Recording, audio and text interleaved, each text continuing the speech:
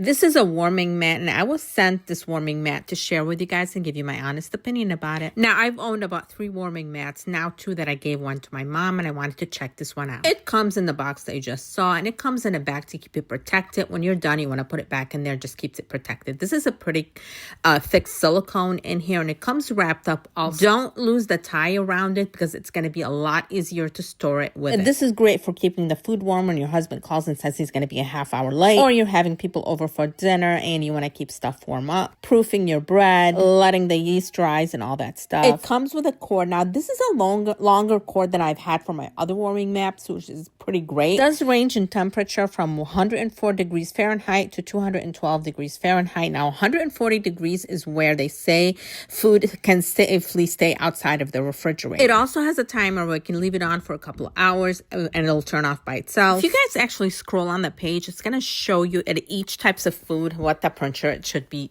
kept at. The great thing about it is it only warms up at specific spots. So outside that line that you guys see on the outside right here, it's going to stay cool right here. The inside of the line is where it's going to stay hot, and the bottom, the bristles at the bottom are not going to heat up, so it's going to keep your table or wherever you have it pretty protected. It is with those bristles non-slip also, and this is a food grade silicone. They do have it in 3 different colors, so choose whatever one you like. And it seems like the best way people need to use it is for bread proofing. From what I've seen from warming mats, this is an excellent one and is highly recommended.